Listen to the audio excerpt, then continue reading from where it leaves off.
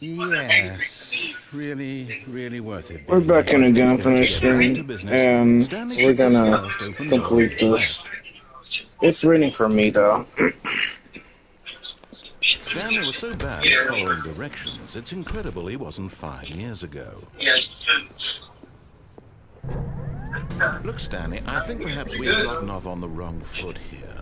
I'm not your enemy, really, I'm not. I realize that investing your trust in someone else can be difficult, but the fact is that the story has been about nothing but you all this time. There's someone you've been neglecting, Stanley.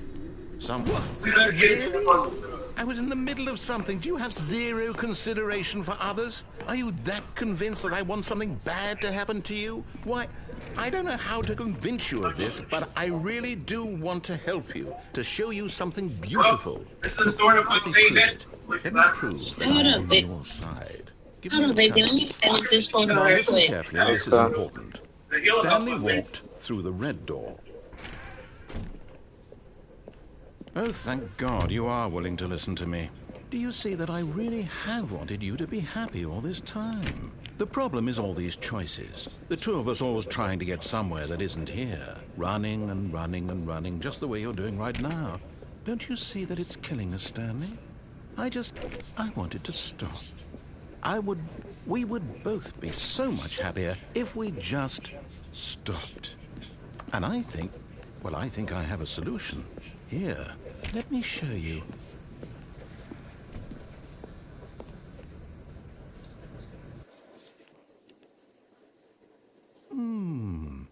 What do we want? What are we looking for? Here. Yes. Oh, it's beautiful, isn't it? If we just stay right here, right in this moment with this place, Stanley, I think I feel happy. I actually feel happy.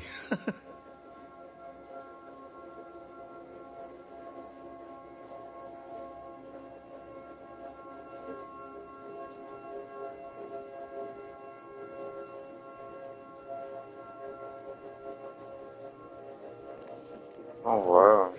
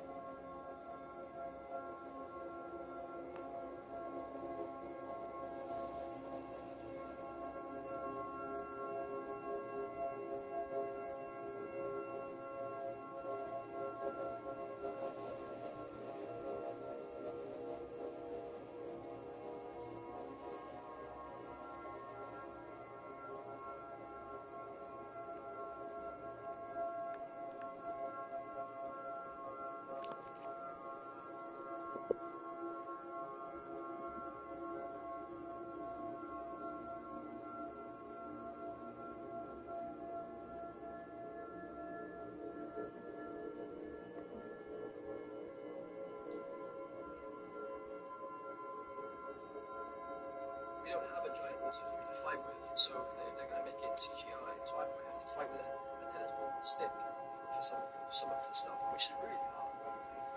And then you've got John, Big John Duff, who's the stuntman who's playing the lizard in Lizard 4, who is a scary looking dude, because he's just so big, but again, such a nice person.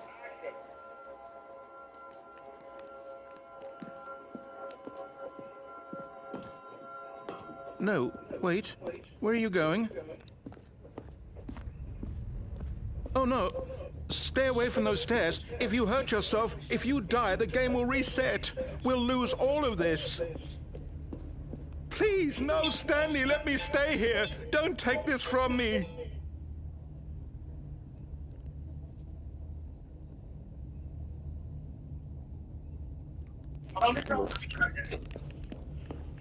Please, Stanley, think about what you're doing. No, I got that bubble. I'm gonna stay in the bubble. I'm not gonna be in there with you. It does. I feel like it does. Oh, thank God you lived. You had me worried there for a moment. Now, can we please get back to the other room? I'm gonna try to close it. He already lost this one anyway. Okay, they got 4 minutes to start. No, what are you doing, Stanley? Please, I'm asking you not to take this away from me. I can't go back to what I was before. If you die, we'll both go back. Why are you doing this? Still only have one day to fire this.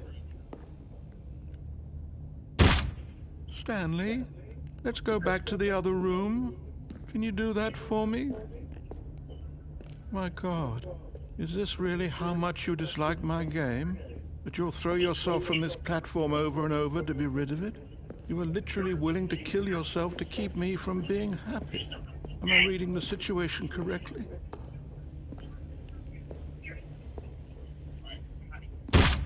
Or maybe you're just getting a kick out of it. I don't know anymore. I just wanted us to get along. But I guess that was too much to ask. It looks like you wanted to make a choice after all. Well, this one is yours.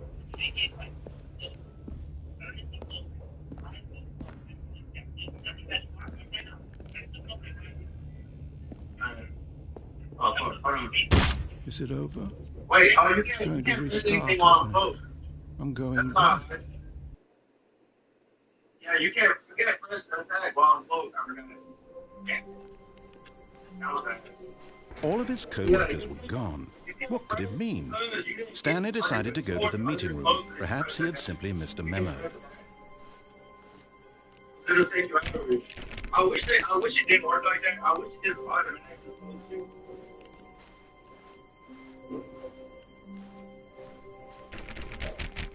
Sorry, it wasn't us. How's it gonna make this?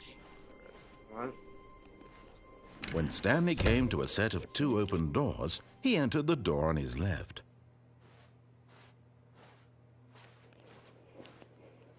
This was not the correct way to the meeting room, and Stanley knew it perfectly well.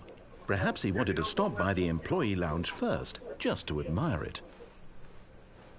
Wow, yes, this room. But eager to get back to business, Stanley took the first open door on his left. Damn. Stanley was so bad at following directions, it's incredible he wasn't fired years ago.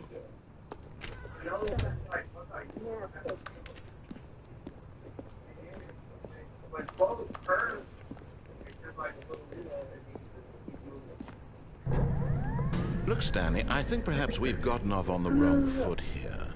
I'm not your enemy, really, I'm not. I realize that investing your trust in someone else can be difficult, but the fact is that the story has Yeah, it been is about really nothing cool. but you all this time. There's someone you've been neglecting, Stanley. Someone you've forgotten about.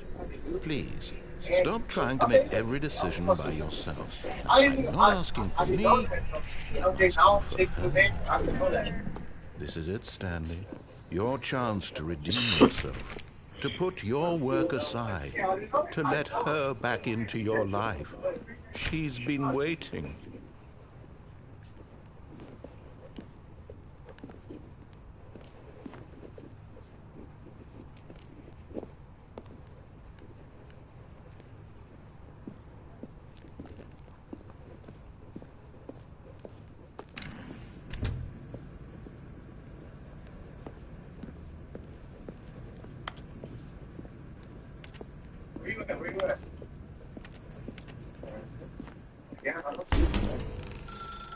That's her, Stanley.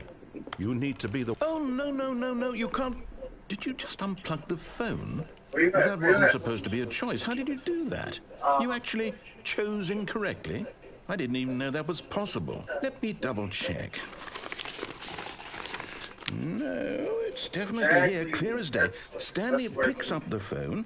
He's taken to his apartment where he finds his wife, and the two pledge themselves to one another. Music comes in, fade to white, no credits. Not picking up the phone is actually somehow an incorrect course of action. How is that even possible? None of these decisions were supposed to mean anything. I don't understand. How on earth are you making meaningful choices? What did you... Wait a second. Did I just see... No, that's not possible. I can't believe it. How had I not noticed it sooner? You're not Stanley.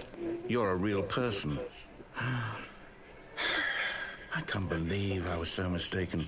This is why you've been able to make correct and incorrect choices. And to think I've been letting you run around in this game for so long. If you'd made any more wrong choices, you might have negated it entirely. It's as though you completely ignored even the most basic safety protocol for real-world decision-making. Or did you not grasp the severity of the situation? Well, I won't have that kind of risk on my watch.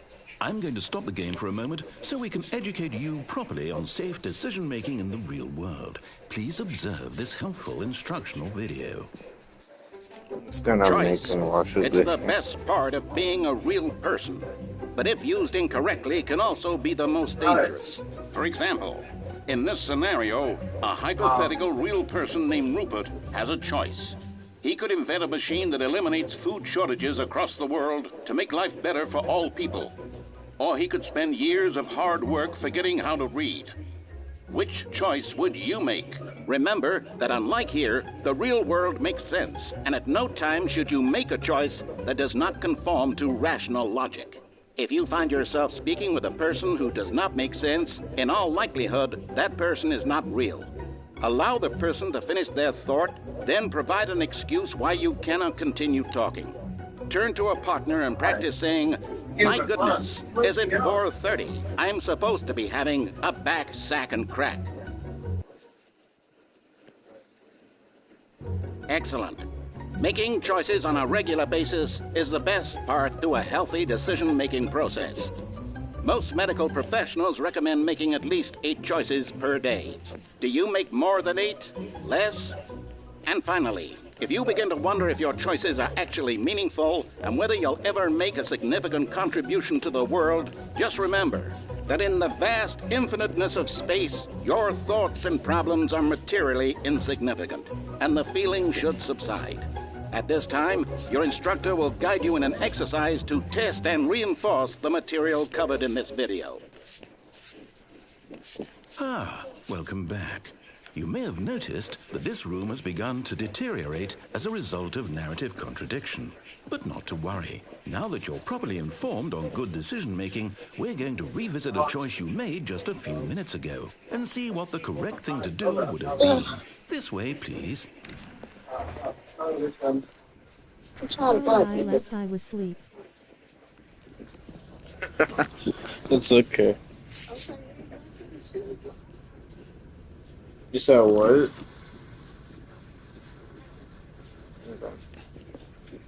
Hi, Christina. How you doing? So you fell asleep. Wait, why am I back here?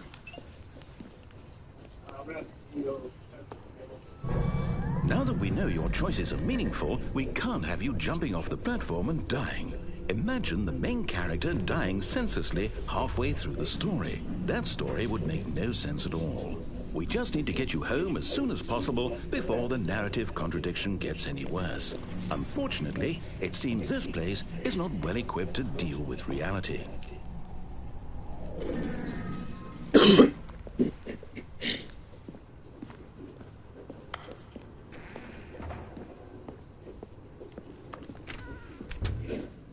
What the fuck?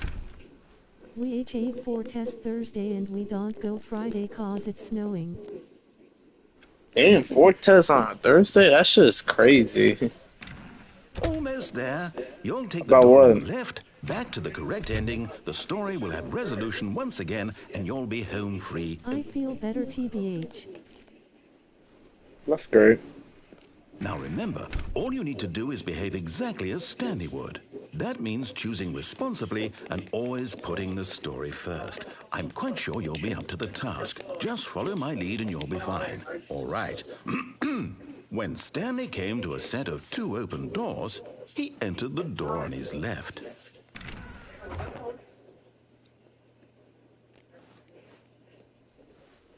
No! Why did you do that? Quickly, hurry back in the other direction. Perhaps we're not too late.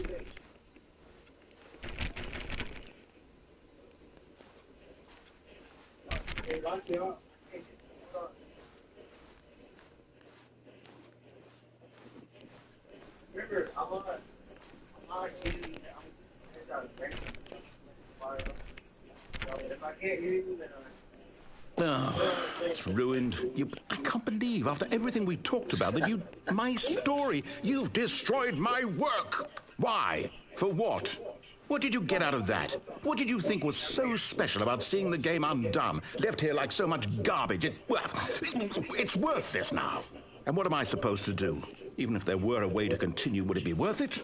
To know that my story is now incorrect? How can I go back to that?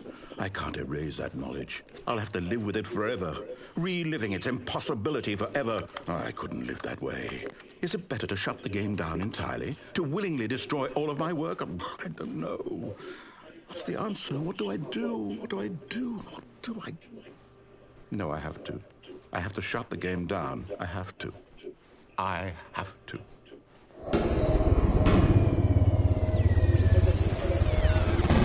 Shit. What the fuck? Oh, shit. Oh, I'm here. I'm still here. Here in this pile of rubbish. With you. You, who thought you were so clever. Now look where we are. My entire game is destroyed. It was the only thing in the world that was mine, and you've run it into the ground. What, did you think that would be funny? You just had to see? Didn't I impress upon you how important it was to be like Stanley? He actually knows how to do what I tell him to. He understands that if I say to do something, there's a damn good reason for it. That thought hadn't even occurred to you, had it? That there's a world outside of you? You're a child. I ain't a child, bitch. Oh, my story. If you'd just gone through the door on the left, you would have seen it. There was a whole underground facility. You would have destroyed it and been victorious. It would have been so perfect. I worked so hard on it. I tried so hard to make... behave exactly as Stanley would. That means choosing responsibly and always putting the story first. I'm quite sure you'll be up to the task. Just follow my lead and you'll be fine. All right. When Stanley came to a set of 2 open doors, he entered the door on his left. And I go to the right. No! Why did you do that? Quickly, hurry back. Behave exactly as Stanley would. That means choosing responsibly and always putting the story first. I'm quite sure you'll be up to the task. Just follow my lead and you'll be fine. All right. When Stanley came to a set of 2 open doors, he entered the door on his left.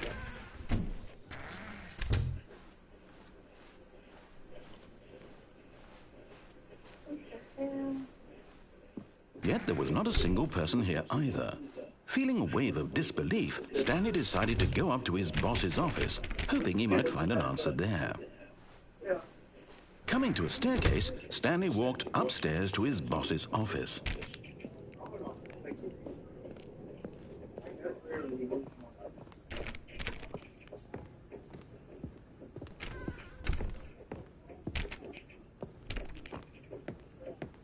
Oh, shit.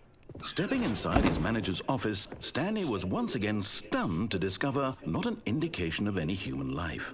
Shocked, unraveled, Stanley wondered in disbelief who orchestrated this, until he saw the door with a voice receiver next to it. Surely behind this door lay all the answers to his questions. And beyond all probability, he knew the passcode. He had seen it on his boss's computer just last week. Night Shark 115. Was this the code to open the door? Would it still work? There was only one way to find out. Stanley had been trained never to speak up, but now he would draw from within himself the courage to face the unknown. He drew a sharp breath and then spoke the code.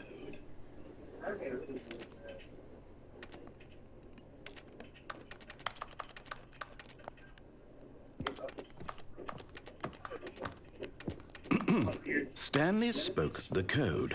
Night Shark 115. He spoke it into the receiver, right there on the wall.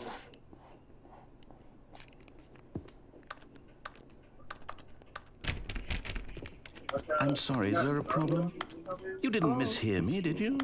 Please speak the code into the story. This is a crucial step. I can't fucking speak. Okay, fine, you're not gonna do it, but you know what? It's pretty humiliating to bring you this far, only for you to suddenly decide you have better things to do. I asked you for this one single thing, for your respect. The kind of respect Stanley shows for his choices. He knows what it means to take a story seriously. If you didn't want to see what I had to show you, then why did you come here? You had a choice, you know. You could have gone through the door on the right. You could have done whatever the hell you wanted over there. Why did you come this way? Speak. Say something to me. Explain yourself, you coward. You... When Stanley came to a set of 2 open doors, he entered the door on his left. Stanley? Hello? Are you... Is everything okay? Stanley, please. I need you to make a choice. I need you to walk through the door. Are you listening to me? Can you hear me? Is everything all right? Stanley, this is important. That was the ending. The story needs you. It needs you to make a decision. It cannot exist without you. Do you understand me? Whatever choice you make is just fine. They're both correct. You cannot be wrong here. We can work together. I'll accept whatever you do. I simply need you to take that step forward, please. Choose. Do something. Anything. This is more important than you can ever know. I need this.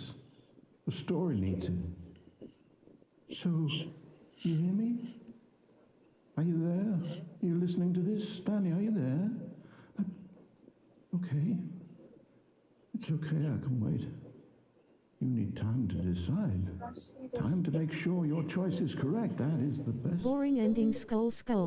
That's all right. Literally. I'll wait for you to decide what's the right thing to do. Take as much time as you need. The fuck can I do? Okay. What a strange ass ending.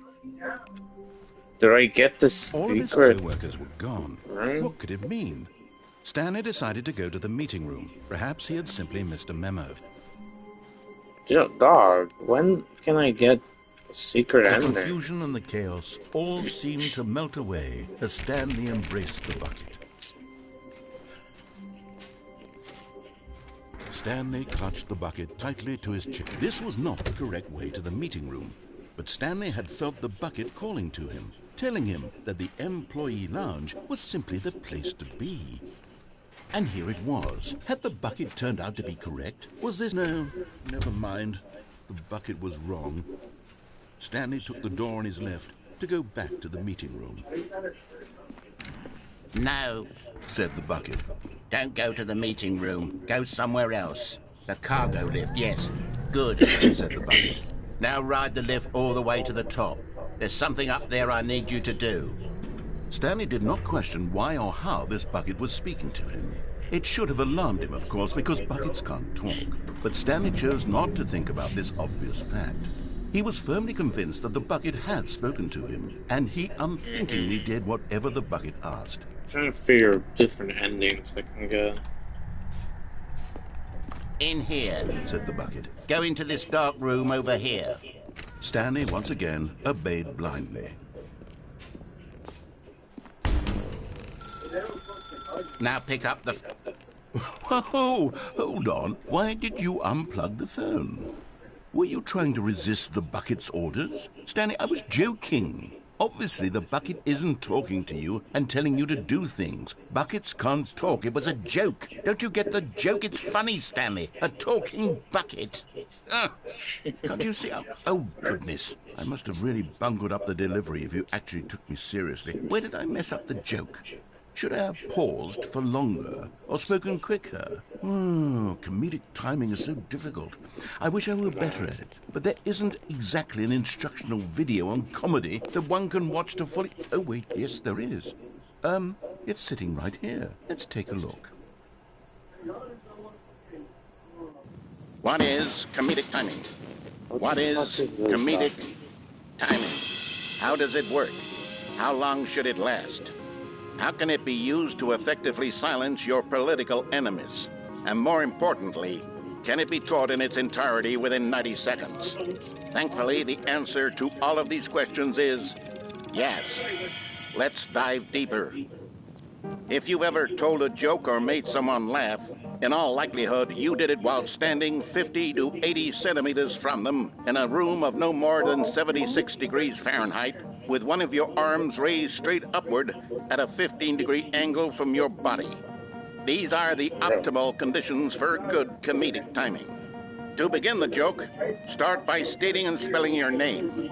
Next, provide a brief synopsis of the joke, including the specific times at which the recipient of the joke will laugh, and then spell out your name a second time. With these steps complete, it's time to begin the humor. Speak the entire joke in no more than 18 seconds and no less than 13 and a half. Pausing. Why are the games so fun always have the boring ending? When the joke has concluded, it is customary to inform your listener that the joke is over by declaring in your loudest possible voice, "I'm Dunny with the funny." Let's practice screaming, "I'm Dunny with the funny" now. Okay. Good. This saying is a perfect example of expectations management, which is the cornerstone of good comedy. Finally, it's time to hand out surveys. Collecting hard data from your audience on how rapt they were throughout the joke is the only way to grow and learn as a comedian. An effective survey should be no less than 10 pages long and should include the same question reprinted several times. Just to ensure the survey taker is actually paying attention and not simply filling in answers at random. And that's all there is. With these strategies at your disposal, you'll have audiences doubled over in laughter and even tripled over in laughter in no time at all. Just remember to let them stop laughing at some point, you gut-busting little scamp. After all, we're each of us needed on the front lines of the war to fight the 12-legged invader who threaten our very existence and who very likely die in a hailstorm of bullets and mandibles. All of us must be prepared to give our lives to this noble cause, just as our children must do after us, and their children after them. Godspeed, and may Earth reign supreme. Hey, goodness, this video is a little outdated, isn't it? Well, no matter. I think the fundamentals of proper comedic timing are still as relevant today as they were back then. So with that in mind, I believe the only way forward is for us to return to the two doors and walk through all of this again, so I can try telling my story with more appropriate comedic delivery. Come along, let's head back. Alright, let's see.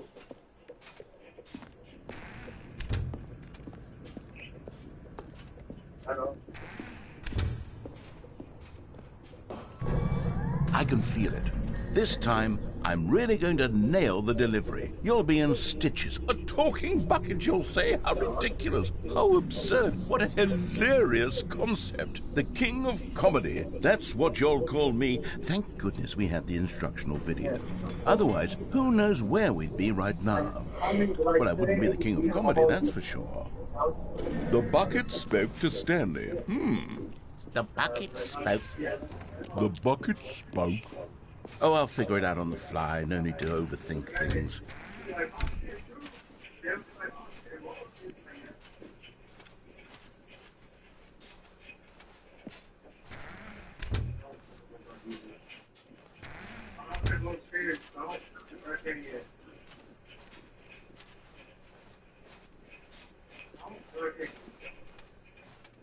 Here we go.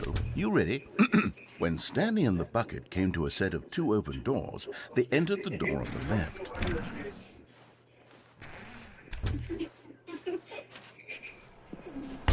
What? We're back at the phone already? No, what's going on? There were supposed to be several rooms leading up to this. There was supposed to be a build-up to this point, a dramatic display of remarkable comedic wit which culminates in this scene with the phone. But now the timing's completely off. The joke will never land. Well, not the way it was meant to. And it's all my fault. I must have forgotten that the phone room comes immediately after the two doors room. What an egregious mistake.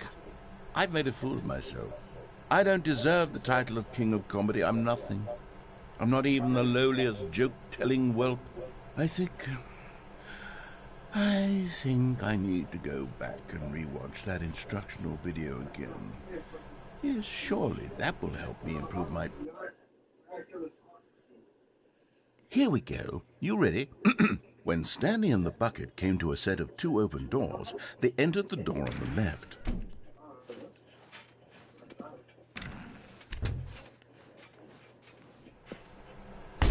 What? We're back at the phone already? No.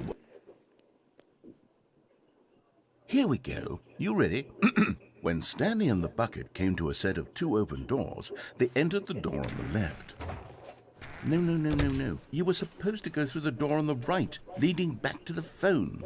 Did you not even look at the instructional video? I think this is all covered very clearly. There's no way I can make the comedic timing work now. It's done. The joke is completely done and over. It's all your fault, Stanley.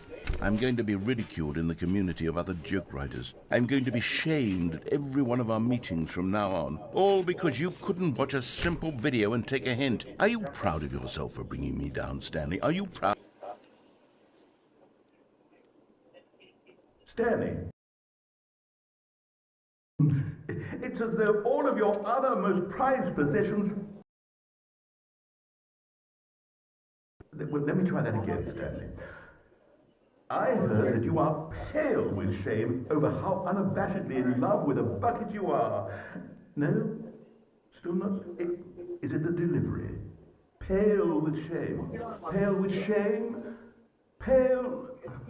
What's another word to describe a bucket? Stanley, this bucket is so metal, I think I saw it playing guitar. No. We're getting away from making fun of Stanley's obsession with the bucket, which was the whole point of this. I'm no good at these jokes. I need more instructional videos. That's exactly what it is. That's what will make me the king of comedy again. More instructional videos. Let's see.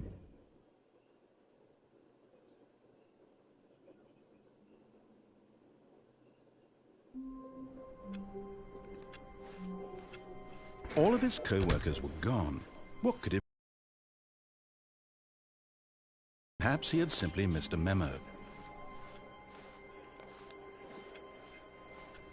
Warmth spread through Stanley's arms. With the bucket in his arms again, he was home. Stanley clutched the bucket tightly to his chest. This was not the correct way to the meeting room, but Stanley had felt the bucket calling to him, telling him that the employee lounge was simply the place to be. And here it was. Had the bucket turned out to be correct? Never mind. The bucket was wrong. Stanley took the door on his left to go back to the meeting room. No, Said the bucket. don't go to the meeting room. Go somewhere else. The cargo lift, yes, go there. But Stanley feared that any path he walked might lead to the separation of himself and the bucket, his dearest friend. So he threw himself to his death, that they might die in one another's arms. How deeply touching.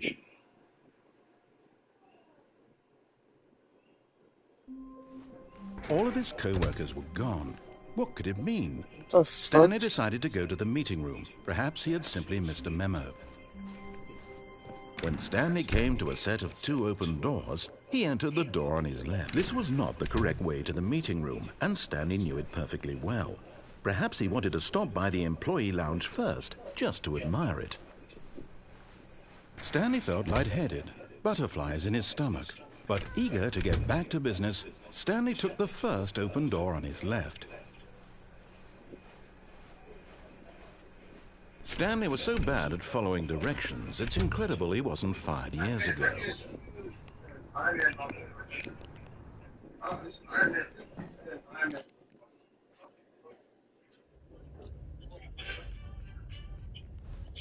Stanley had now gotten himself so far off the beaten path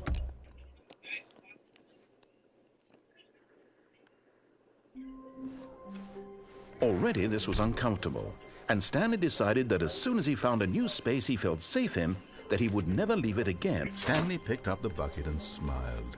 He'd never be alone again, not truly alone, not with the bucket around.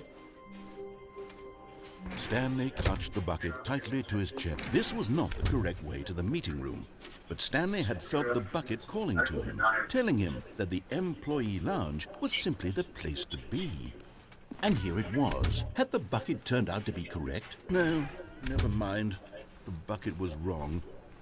Stanley took the door on his left to go back to the meeting room. No, said the bucket. don't go to the meeting room. Go somewhere else. The cargo lift, yes. Good, said the bucket. Now ride the lift all the way to the top. There's something up there I need you to do. Stanley did not question why or how this bucket was speaking to him. It should have alarmed him, of course, because buckets can't talk. But Stanley chose not to think about this obvious fact. He was firmly convinced that the bucket had spoken to him, and he unthinkingly did whatever the bucket asked. In here, said the bucket. Go into this dark room over here. Stanley once again obeyed blindly.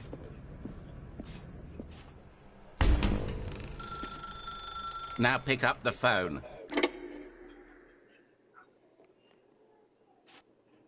This is the sad story of a man named Stanley and his bucket. Once upon a time, I gave Stanley a bucket because I thought he was lonely and could use a friend. And then, very distressingly, he began to believe the bucket could speak to him.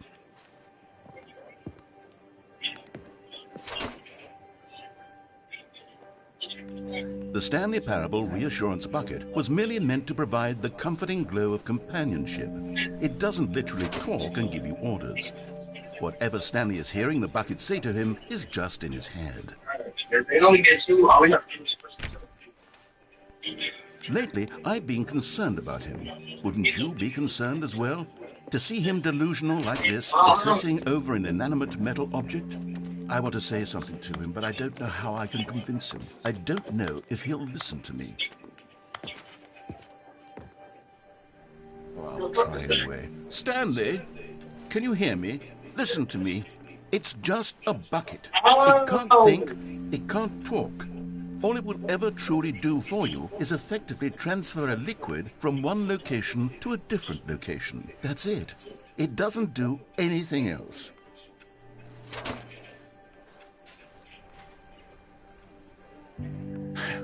You see, he's not listening. He's still taking orders from the bucket. You know, once upon a time, it was me he took orders from. Me he trusted and listened to. Now all he cares about is this awful bucket. This stupid hunk of metal. It's sad. I suppose he doesn't need me anymore. From now on, he's just going to cling to this bucket, this cold, empty bucket, this sort of shiny bucket. Well, I'll give it this. The bucket does have a nice shine to it.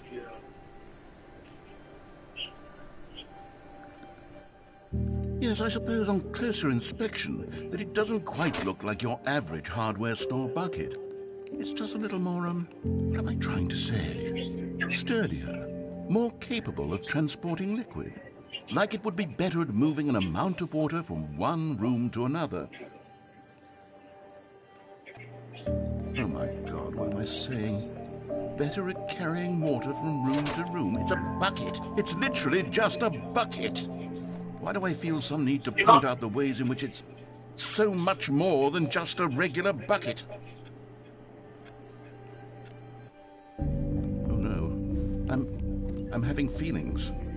The bucket. No. What's going on? Why do I want to be with the bucket? hear what the bucket has to say, do anything it asks. What's wrong with me? I don't understand. Perhaps if I had the bucket, this would be less confusing. Yes, the bucket could tell me what to do in this troublesome situation. Stanley, give me the bucket. Give it to me. Give me the bucket, Stanley. I need it. Give it to me now. Give it or I'll...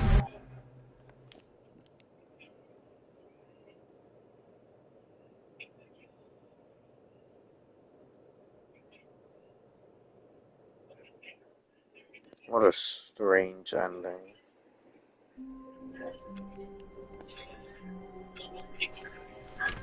The good old bucket. Just Stanley and the bucket. Stanley clutched the bucket tightly to his chest and entered the door. This was not the correct way to the meeting room, but Stanley had felt the bucket calling to him, telling him that the employee lounge was simply the place to be. And here it was. Had the bucket turned out to be correct? Was this no? Never mind. The bucket was wrong. Stanley took the door on his left to go back to the meeting room. No, said the bucket. Don't go to the meeting room. Go somewhere else. The cargo lift, yes. Good, said the bucket. Now ride the lift all the way to the top. There's something up there I need you to do. Stanley did not question why or how this bucket was speaking to him. It should have alarmed him, of course, because buckets can't talk. But Stanley chose not to think about this obvious fact. He was firmly convinced that the bucket had spoken to him, and he unthinkingly did whatever the bucket asked.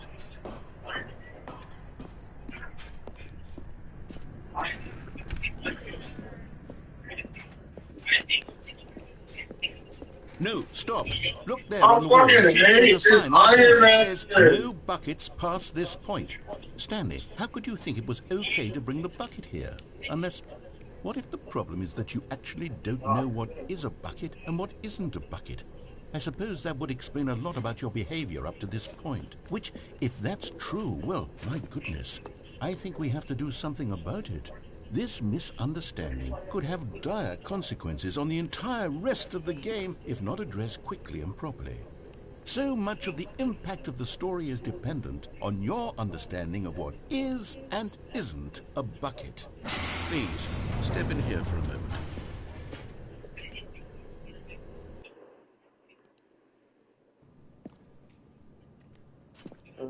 The fuck is Now then, this?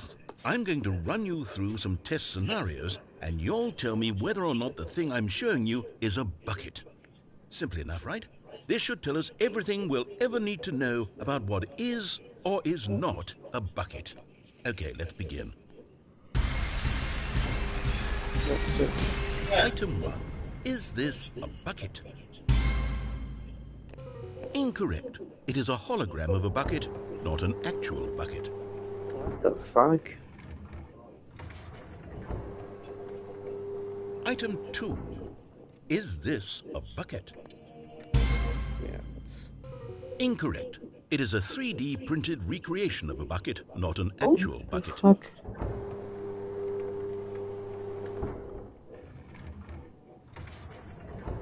I'm not. Item 3. Is this a bucket? No. Incorrect. This is a bucket.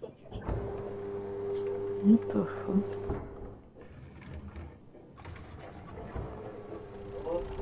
Item 4. Is this a bucket? Okay, no, it's not. Correct. This is a tractor and not a bucket. To be honest, I just sort of put this one in here as a gimme, but I was starting to get concerned that even this might be too much for you. Thank you for not making me look like an idiot. Okay, next one.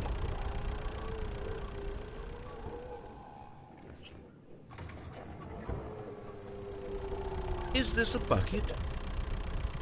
It's literally the same. Incorrect. This is a bucket.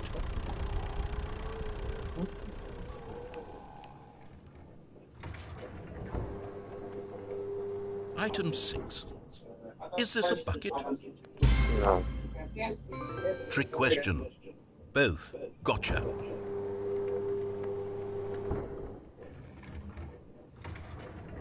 Item... Wait, hold on. I can't find the next one. Let me see. It should be around here somewhere.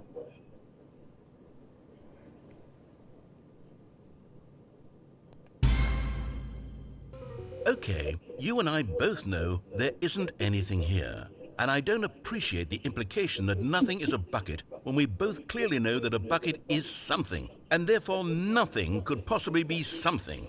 Unless, in your twisted mind, have you somehow convinced yourself that a bucket is nothing? Answer me straight, Stanley. Do you believe that nothing is a bucket?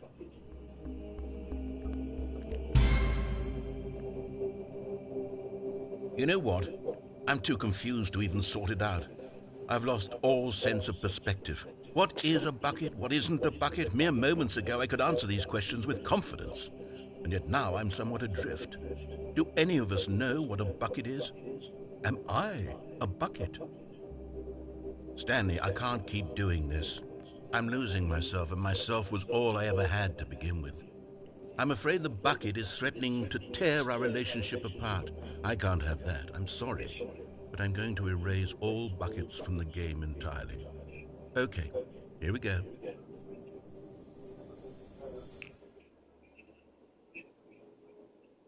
What happened?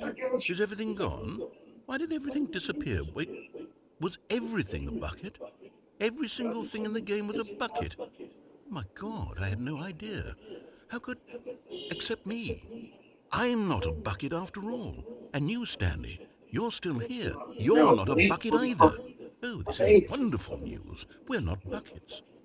Yes, I actually feel much more at ease right now. It's delightful to get some clarity on that issue, but it doesn't change the fact that we haven't got a game.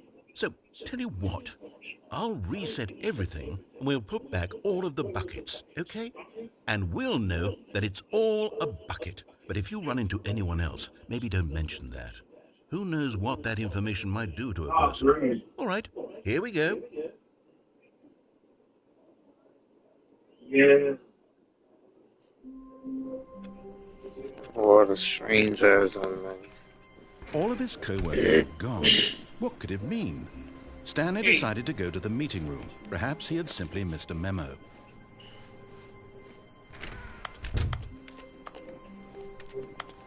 Where are we going today? The bucket asked. Stanley just smiled. Anywhere they went together would be perfectly fine with him. Stanley clutched the bucket tightly to his chest. This was not the correct way to the meeting room, but Stanley had felt the bucket calling to him, telling him that the employee lounge was simply the place to be. And here it was. Had the bucket turned out to be correct? Well, no, never mind. The bucket was wrong. Stanley took the door on his left to go back to the meeting room. No, Said the bucket. don't go to the meeting room. Go somewhere else. The cargo lift, yes. Go there.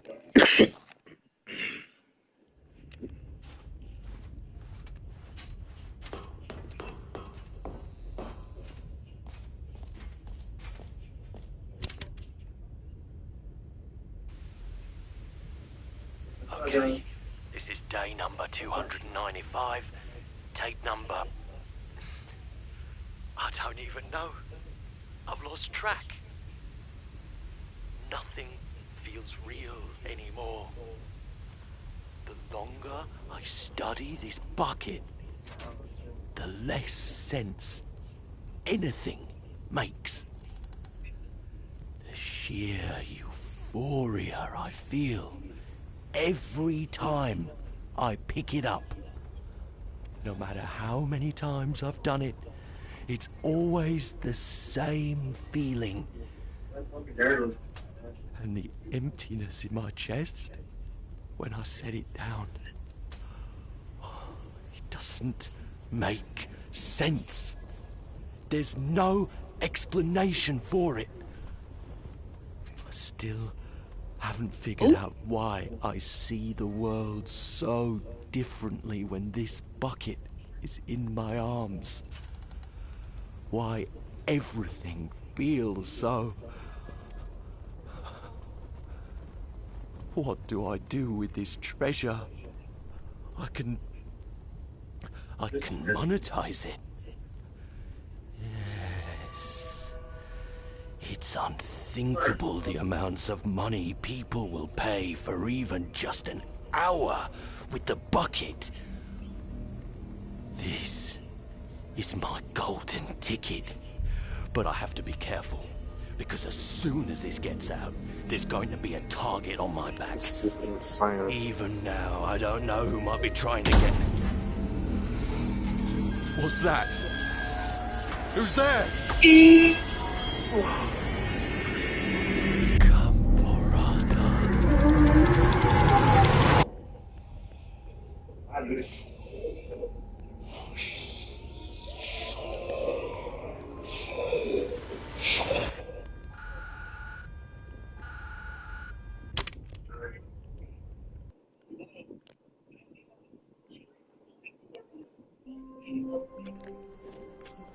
What is going on? Just a step through this door, Stanley thought to himself, that's all I need. If I can make it through this door, I can make it through them all. A good bucket, a strong bucket, a humble bucket, a committed bucket, a bucket of culture and distinction. Stanley clutched the bucket tightly to his chest and entered the door on his left. Still no one was here. Stanley needed the bucket's warmth and comfort now more than ever. Perhaps his boss's office was where he'd find answers. Oh, Stanley, can you feel it? The broom closet. It wants the bucket. You can feel that, can't you? The aura of jealousy, it's as clear as day. Coming to a staircase, Stanley and the bucket walked upstairs to the boss's office. But Stanley just couldn't do it. He considered the possibility of facing his boss, admitting he had left his post during work hours. He might be fired for that. And in such a competitive economy, why had he taken that risk? All because he believed everyone had vanished? His boss would think he was crazy. And then, something occurred to Stanley. Maybe, he thought to himself, maybe I am crazy. He looked down at the bucket in his arms. Am I crazy? He asked the bucket. The bucket returned his gaze, but said nothing at all. That's strange, Stanley thought. Usually the bucket is a source of guidance and wisdom for me in difficult times such as these. He held the bucket close, yet felt none of its familiar reassurance and comfort. And that's when Stanley realized, this isn't my bucket. It's just a normal, everyday bucket. Someone else's bucket, perhaps. How did I end up with someone else's bucket? This is all terribly wrong. Surely no good would come from this. Who knows what sorts of bizarre hallucinations Stanley might experience without the psychologically grounding presence of his bucket. And indeed, now he noticed that the rooms were repeating, which was, of course, very odd. And now he felt himself floating off the ground. Oh, gracious, he exclaimed. Without my bucket, I've gone truly mad. Where is it? I must find it. Far off in the distance now, he heard it, calling to him. Stanley! Stanley, it's me, the bucket. Could it truly be? He rushed forward from room to room, passing by one bucket after the next. None of them were his. None of them were his special bucket. Come to me, Stanley. Find me. He had to find the bucket. He had to return to his old friend. It was the only way to truly restore his sanity. And then suddenly, he froze dead in his tracks. He knew where the voice of the bucket had been coming from. The real bucket was inside of him all along. It was incredibly painful. Stanley doubled over in agony and blacked out.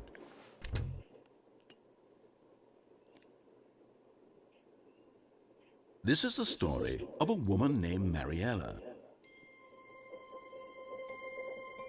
Mariella woke up on a day like any other. She arose, got dressed, picked up her bucket of comfort and security, and walked to her place of work.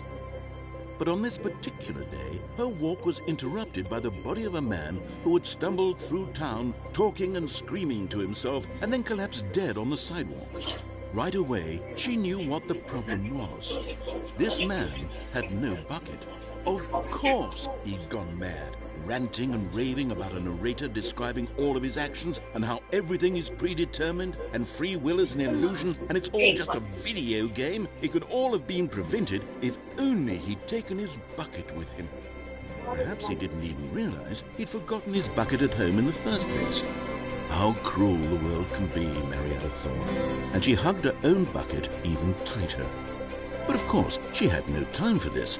There were a myriad of confusing problems she would soon have to confront at work, for which her bucket would provide absolute guidance and total clarity on everything. Heck yes, she thought to herself, my life kicks ass. And she backflipped all the way to work.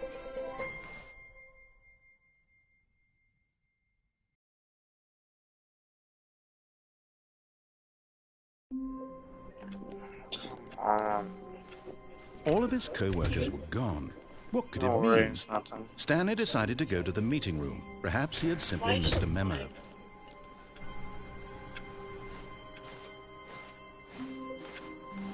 Ah, the embrace of an old friend, a weathered companionship that stands the test of time. Stanley clutched the bucket tightly to his chest and entered the door on his left.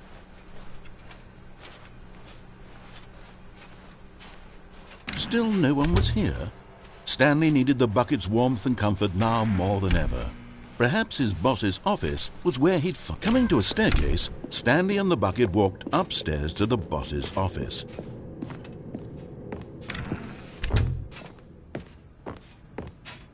Stepping into his manager's office, Stanley was once again stunned to discover not an indication of any human life. Crushed by the weight of this revelation, Stanley may have broken down into an emotional dumpster fire, but Stanley guessed the correct code by sheer luck. Was it that the bucket knew all along? Was the bucket guiding him? Yes, this is certainly the most logical explanation.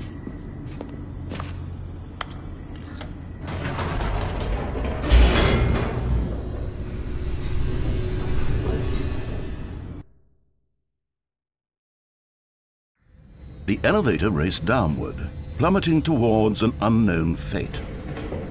It would be all Stanley could do to keep himself together, if not for the bucket. Soothing him, comforting him, reassuring that in this darkest moment of uncertainty, he would be all right. The bucket is here for you, Stanley. Everything will be fine.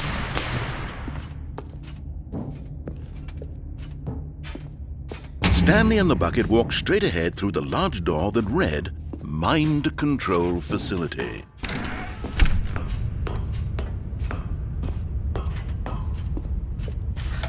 The lights rose on an enormous room packed with television screens. What horrible secret did this place hold? Stanley and the bucket both wondered to themselves.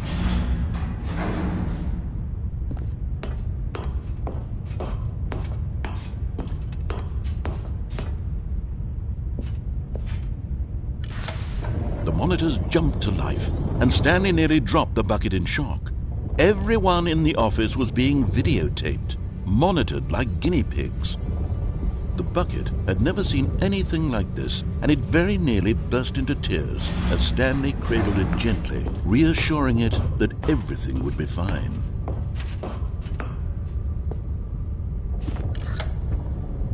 Was the bucket under the mind control facility's influence as well?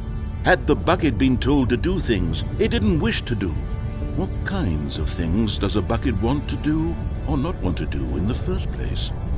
These questions raced furiously in Stanley's feeble mind. No! He screamed into the bucket. He couldn't accept it. His own life in someone else's control, never! He squeezed the bucket tighter. His one friend in the entire world. At this point, he could trust no one except for the bucket.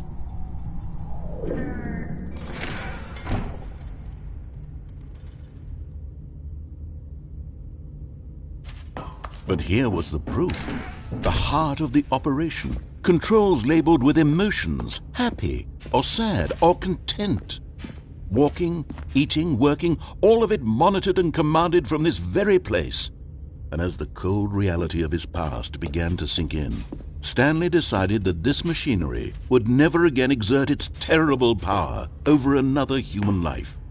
For he and the bucket would dismantle the controls for good. Two best friends, Stanley and the bucket, up against the world. They high-fived in a really cool way, and the bucket made a sassy comment about taking down the system.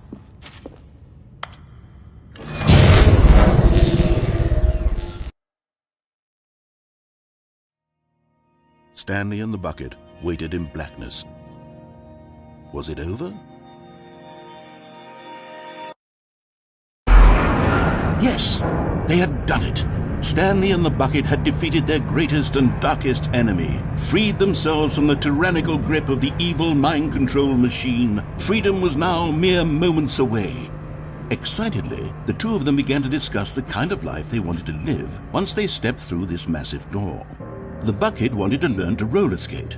Stanley wanted to sneeze in every country on Earth. Both of them wanted to begin watching a movie, any movie, but then stop it halfway through and begin watching it in reverse from the end.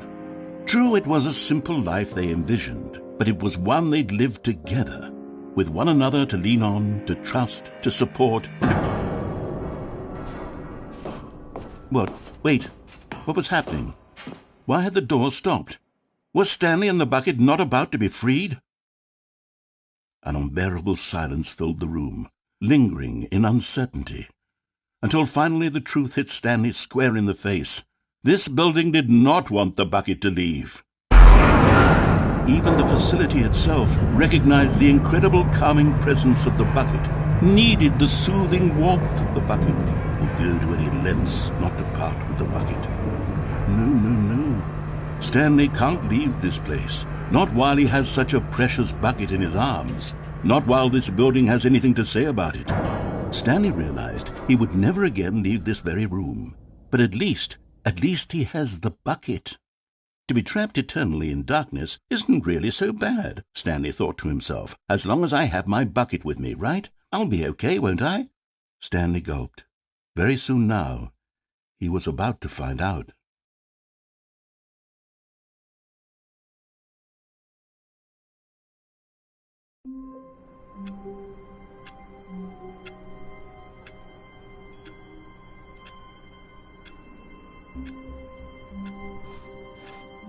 Even now, Stanley's office was a distant memory. What did it look like? There was a computer, perhaps, and a painting. The bucket made Stanley want to be a better man and a better co-worker. In time, perhaps, he would become both of those things. Stanley clutched the bucket tightly to his chest and entered the door on his left.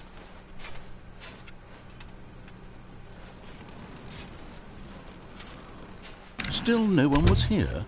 Stanley needed the bucket's warmth and comfort now more than ever.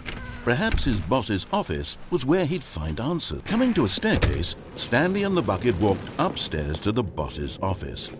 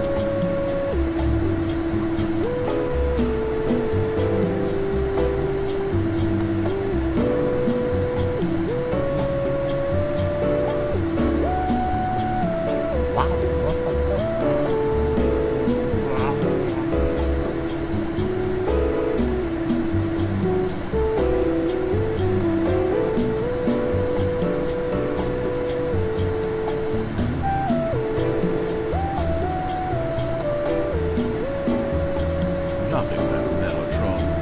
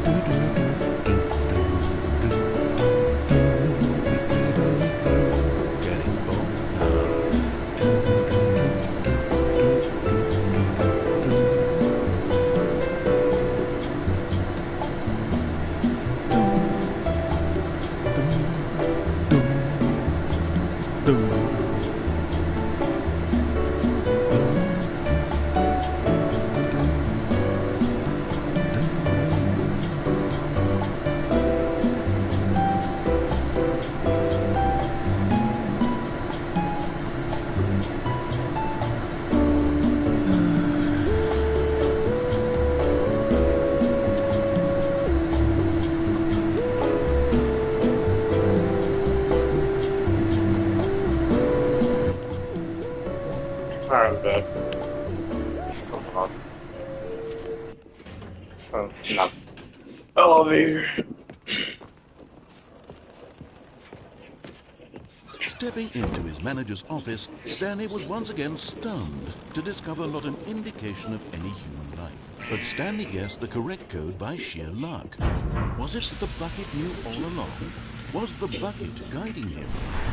Yes, this is certainly the most logical explanation.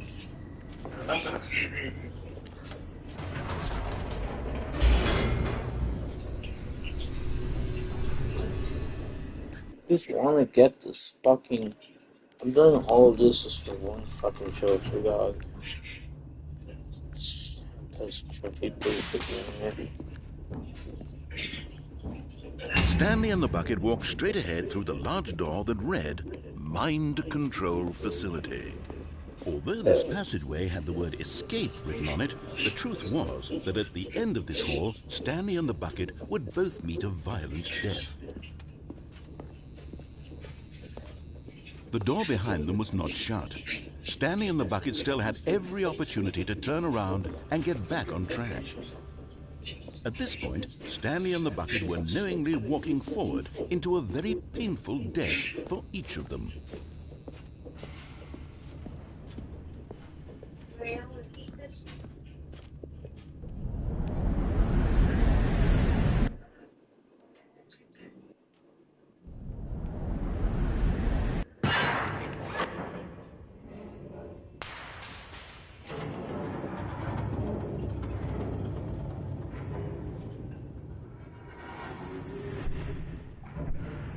As the machine whirred into motion and Stanley and the bucket inched closer to their demise, Stanley reflected on how meaningless the bucket's warmth and comfort had turned out to be.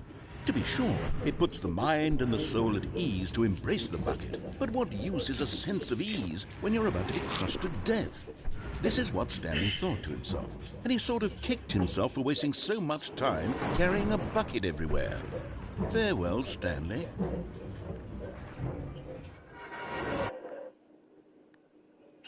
"Farewell, Stanley," cried the narrator, as Stanley and the bucket were led helplessly into the enormous metal jaws.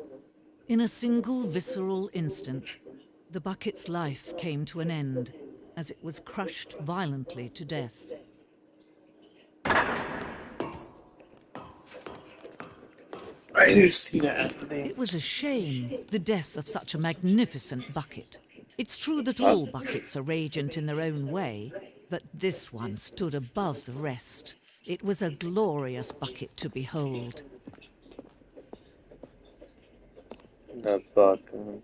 Damn, I saw the whole description.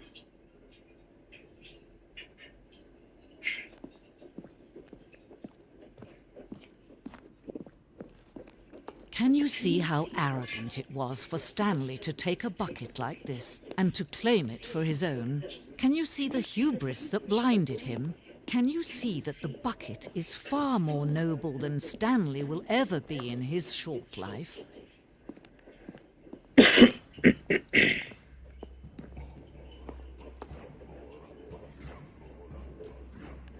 has meanings. People actually worship it. Fucking bucket. What the fuck is wrong with them?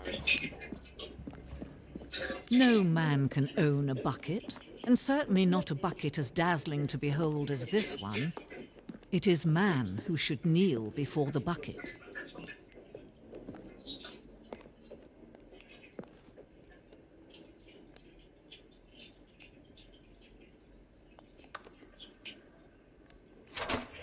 Oh. But there is something we can do. Something we can do together, you and I, that will right this terrible wrong. Let Stanley die. Let him be crushed by the machine. Don't reset the game. Don't give him another opportunity to run off with another beautiful bucket. We can save the world's buckets from their treatment as tools and implements if only we let Stanley die together. The bucket shall take its place as ruler, as leader, as commander of a new world, a new vision.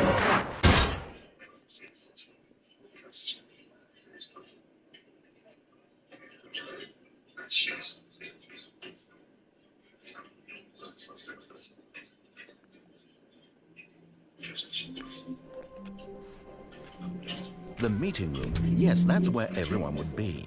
Stanley just needed to get to the meeting room, and from then on, he would never be alone ever again.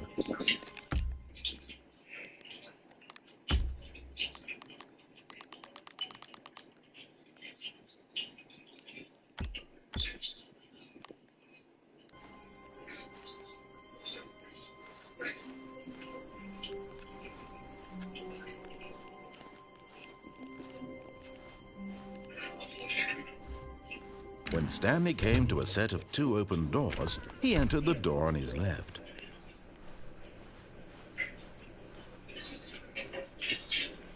Yet there was not a single person here either. Feeling a wave of disbelief, Stanley decided to go up to his boss's office, hoping he might find an answer there.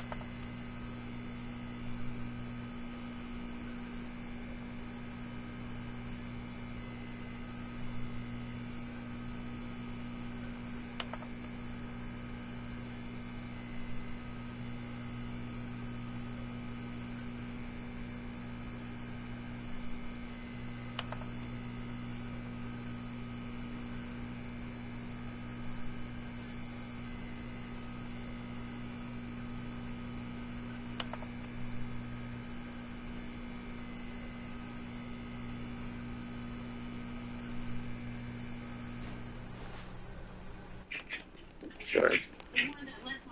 Coming to a staircase, Stanley walked upstairs to his boss's office.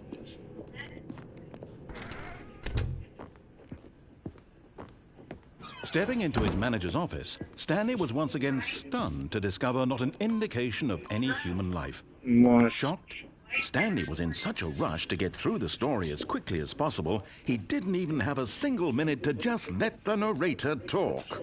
That kind of anxiety isn't healthy, so he relaxed for a few moments with some What do you calming want new me age to music. talk about?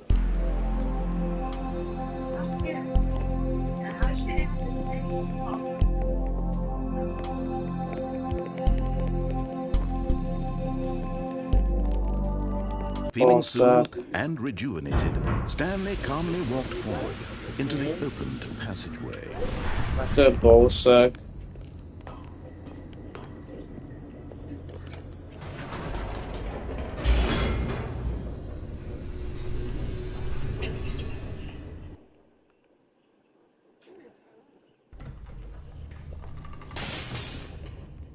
If I go back up. Whoops, nope, never mind. Stanley actually got back into the elevator and went back up. Silly me. Why did Stanley Don't do worry, I that was when he talking knew about that it would Nikki. just lead back to his boss's office? Well, that's a great question. I just can't wait to find out.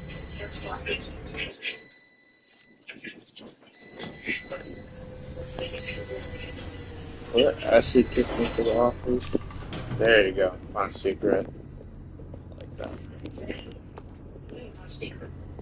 I found a secret. Here we are, Stanley. It's your boss's office. Exactly the way it was before you got onto the elevator. It's still just exactly what it is. I'm streaming. Yeah.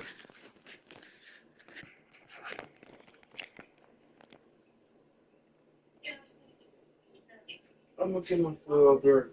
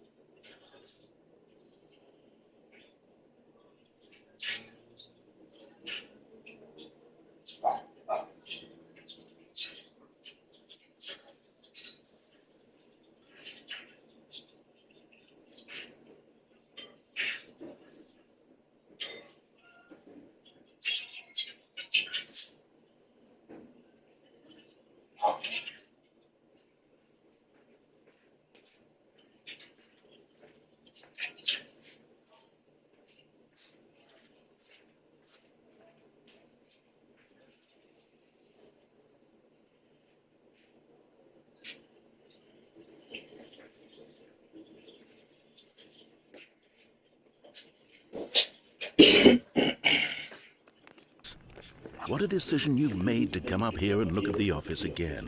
This has fleshed out the plot of the story in new and fascinating ways I could have never anticipated. It's that keen eye for storytelling that you have, an incisive rapid fire of critical plot points, one after the other, weaving a rich tapestry of uncompromising narrative. Wow!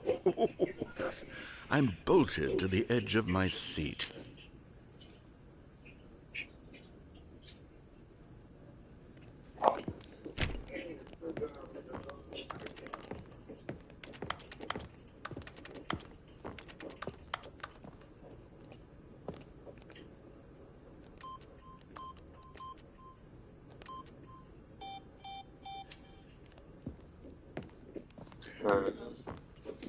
Hi.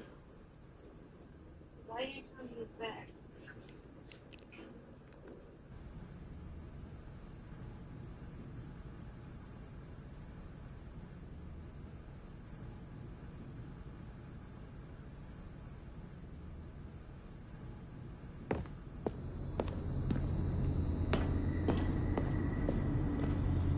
Incredible. Now he's getting back into the elevator and going down again. Ladies and gentlemen, how does he keep coming up with all of this?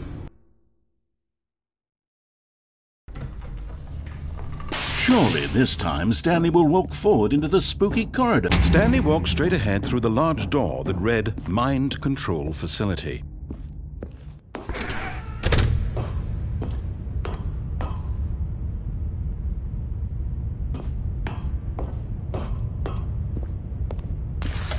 The lights rose on an enormous room packed with television screens. What horrible secret did this place hold? Stanley thought to himself. Did he have the strength to find out?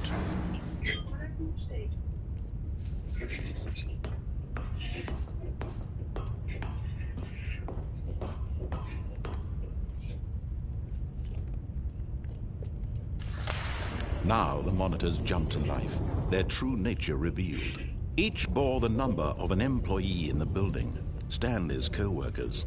The lives of so many individuals reduced to images on a screen, and Stanley, one of them, eternally monitored in this place where freedom meant nothing. This mind control facility, it was too horrible to believe. It couldn't be true. Had Stanley really been under someone's control all this time? Was this the only reason he was happy with his boring job? That his emotions had been manipulated to accept it blindly? No, he refused to believe it. He couldn't accept it. His own life in someone else's control? Never! It was unthinkable, wasn't it? Was it even possible? Had he truly spent his entire life utterly blind to the world?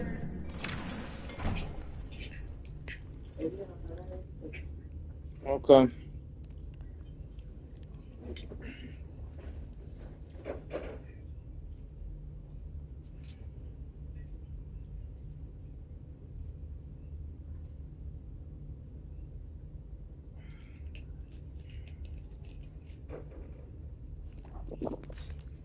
But here was the proof, the heart of the operation.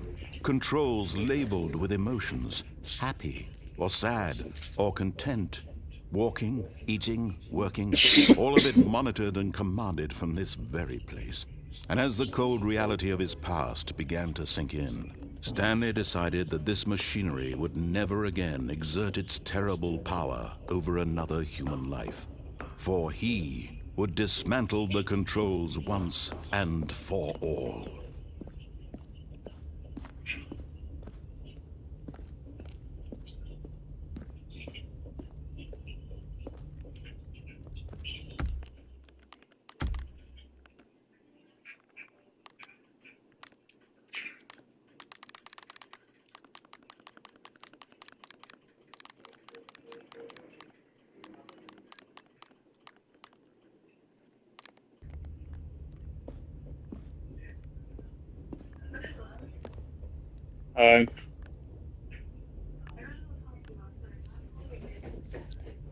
You said what? Okay, have fun.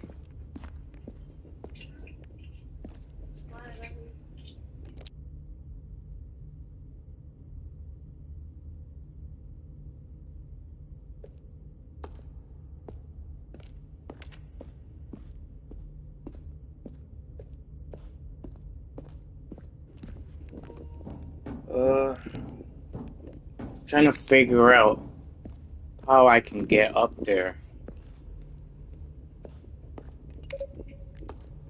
That's 1, 2.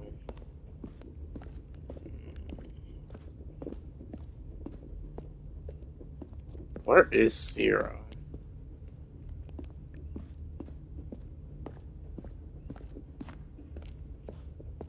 And we got 5.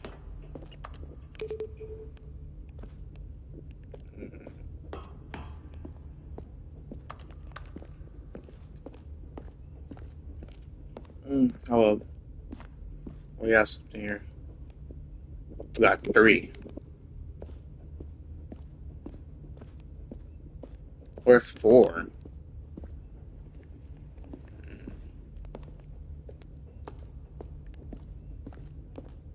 Let's keep looking around.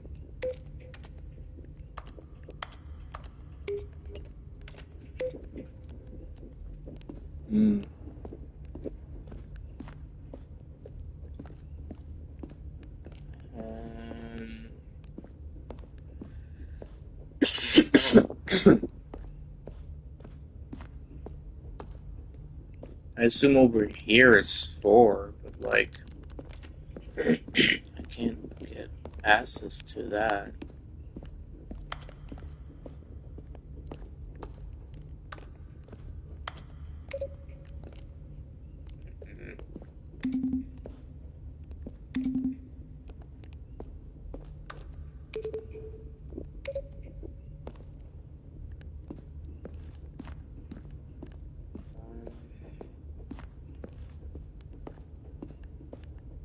Maybe 3.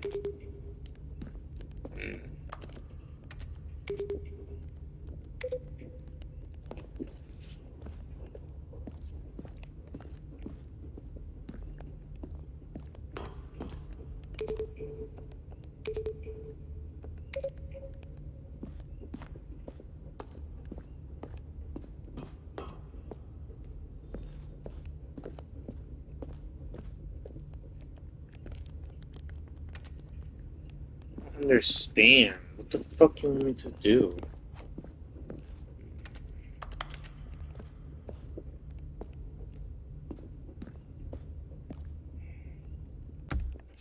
I need to check. Check how you do this.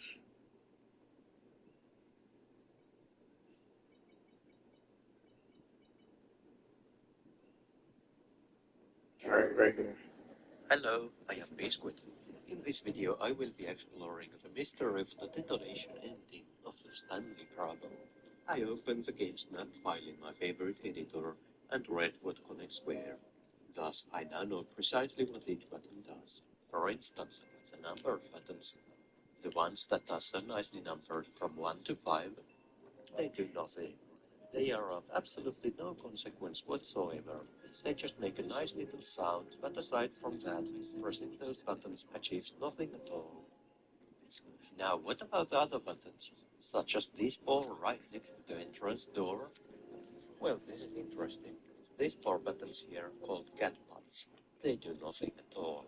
Goodness, only 30. Moving ahead, these 2 buttons, both called front button 1A, they don't do anything either. Some extra time on the clock, why not? That console there, surely it must do something. What's the matter, Stanley? Well, yeah, it makes sparks. Then it is disabled for 2 seconds, after which you can make more sparks. That's all that it does. Next, let's see. It's the failsafe. This button is broken because of an error in the map design. I can fix it though. Here's what the failsafe is supposed to do. Yep, it's destined to fail. Next, the code buttons. They are placed in a sequence of 4 sets of 4 buttons. Each set of 4 buttons activates the next set of 4 buttons. After a selection is made in each of the 4 consoles, the screens will show that the combination was incorrect. There are 256 possible combinations that you might try to enter, but none of them are correct. No combination is ever accepted. Additionally, When the first button is pressed, a 24-second timer is started. When the timer expires, the code button monitors will sparkle, and the code buttons will no longer be usable. Near the exit, there is a very peculiar set of 4 buttons. As it stands, these 4 green buttons do not do anything at all. I think they should fill up the battery gauge, but there is a typo in the map. The computer display that they attempt to control simply does not exist. The following 18 buttons have identical effect. First of all, they make sounds. Secondly, when you click them, there is a 50% chance that the monitor displays will show the text incorrect. After which, there are 7 possible.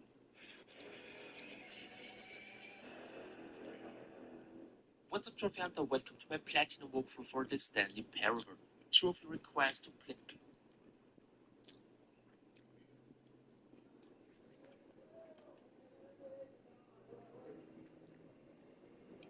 Now you have to go through a few more options, but it doesn't really matter what you do, so just keep smashing the X button.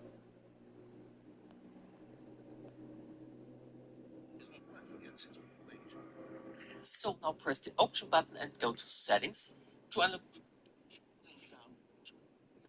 the bonus.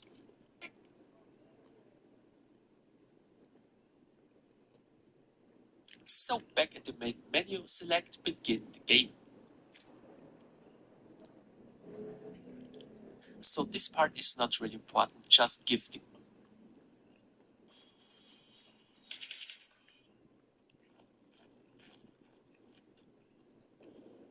to this big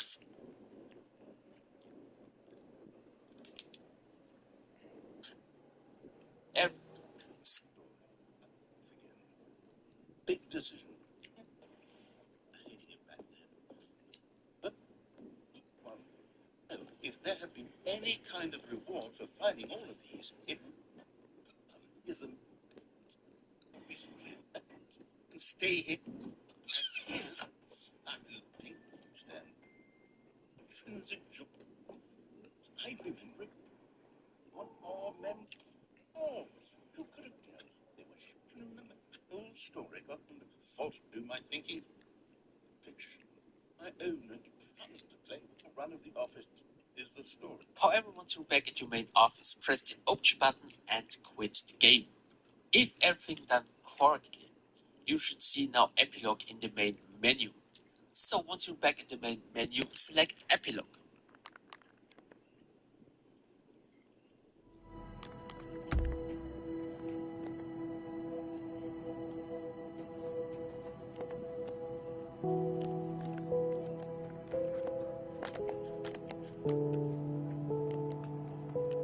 I'm gonna just